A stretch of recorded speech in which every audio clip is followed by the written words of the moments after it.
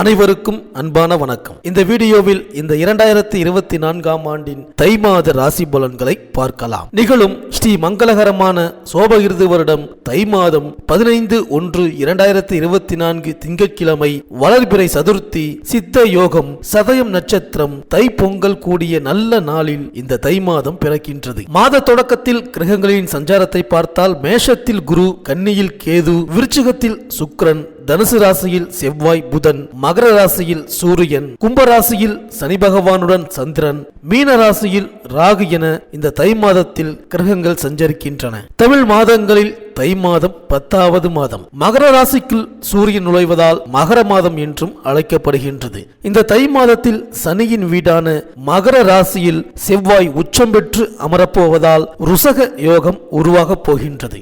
ருசக யோகம் என்பது ஜோதிடத்தில் கேந்திரம் எனப்படும் லக்னம் மற்றும் 4, 7, 10 ஆகிய இடங்களில் செவ்வாய் அமையும் போது ருசக யோகத்தை அளிப்பார். சர லக்னங்கள் எனப்படும் மேஷம், கடகம், துலாம், மகரம், ஸ்திர லக்னங்களான ரிஷபம், சிம்மம், விருச்சிகம், கும்பம் ஆகிய 8 லக்னங்களுக்கு மட்டுமே ருசக யோகம் செயல்படும். தமிழர் திருநாளாம் தங்கநிகர் பொங்கல் திருநாள் 15/1/2024 திங்கட்கிழமை அன்று வருகின்றது. அன்றைய தினம் காலை 9:30 மணி முதல் 10:30 மணிக்குள் பொங்கல் பானை வைப்பது நல்லது.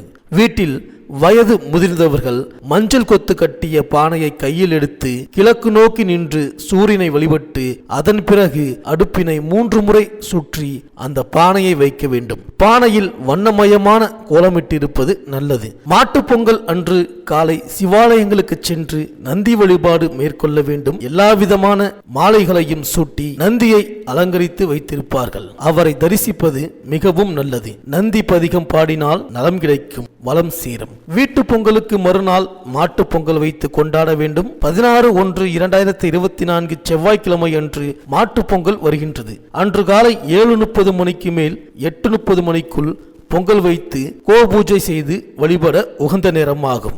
மேலும் தை அமாவாசை 9/2/2024 வெள்ளிக்கிழமை அன்று வருகின்றது. தை மாதம் வரக்கூடிய அமாவாசை திதியில் நமது முன்னோர்களை நினைத்து வழிபட்டால் எந்த நாளும் இன்பமாக வாழலாம். தை பிறந்தால் வழி பிறக்கும் என்று சொல்வது வழக்கம்.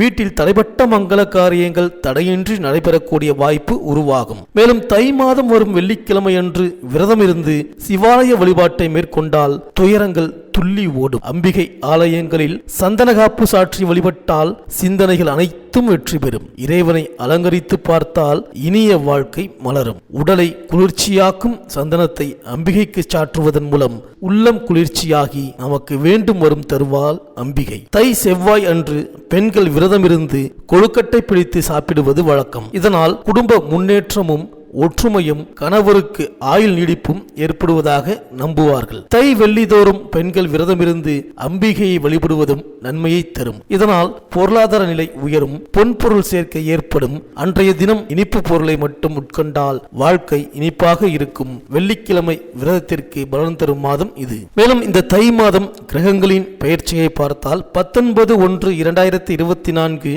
அன்று சுக்கிரன் தனுசு ராசிக்கு பெயர்ச்சியாகின்றார். 27/1/2024 அன்று புதன் தனுசு ராசியிலிருந்து மகர ராசிக்கு பெயர்ச்சியாகின்றார்.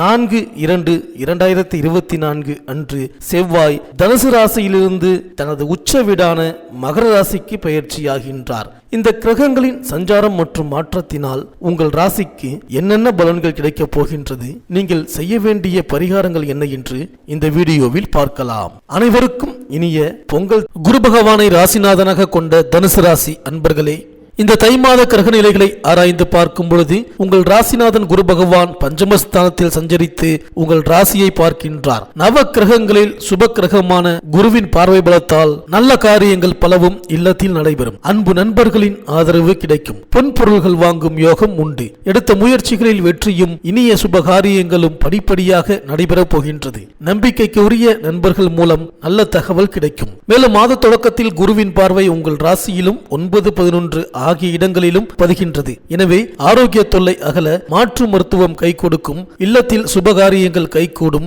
அதிகார பதவியில் உள்ளவர்களின் ஆதரவு கிடைக்கும். பூர்வீக சொத்துக்களை விற்று புதிய சொத்துக்களை வாங்கும் யோகம் உண்டு. பெற்றோர் வழியில் இருந்த பிரச்சனை அகலும். மேலும் உங்கள் ராசிக்கு 3ஆம் இடத்தில் சனி பகவான் சஞ்சரிக்கின்றார். இந்த மாதம் பிறப்பதற்கு முன்னதாகவே 7 சனி விலகிவிட்டது. எனவே எண்ணற்ற மாற்றங்கள் வந்து சேரும். சந்தர்ப்பங்கள் சாதகமாக அமையும். வேலை கிடைக்காதவர்களுக்கு வேலை கிடைக்கும். மாலை கிடைக்காதவர்களுக்கு மாலை சூடும் வாய்ப்பு கிடைக்கும். பணிபுரிபவர்களுக்கு திறமைக்கு ஏற்ற அங்கீகாரம் கிடைக்கும். சனியின் பார்வை உங்கள் ராசிக்கு 5, 9, 12 ஆகிய இடங்களில் பதிகின்றது. சனியின் பார்வை 5ஆம் இடத்தில் பதிவதால் பூர்வ புண்ணிய ஸ்தானம் புனிதமடைகின்றது. எனவே எண்ணங்கள் எளிதில் நிறைவேறும். எதிர்காலம் குறித்து நீங்கள் எடுத்த முயற்சிகளில் வெற்றி கிடைக்கும். குடும்பத்தில் மகிழ்ச்சி கூடும். பாகப்பிரிவினை நல்லபடியாக முடியும். தொழில் மற்றும் உத்தியோகத்தில் எதிர்பார்த்த நல்ல மாற்றங்கள் வந்து சேரும். பிள்ளைகளின் முன்னேற்றம் சிறப்பாக அமையும். மேலும் சனியின் பார்வை 9ஆம் இடத்தில் பதிவதால் தந்தை வழி ஆதரவு உண்டு. பூர்வீக சொத்துக்களில் இருந்த வில்லங்கங்கள் விலகும். பழைய வாகனங்களை கொடுத்துவிட்டு புதிய வாகனங்கள் வாங்கும் முயற்சியில்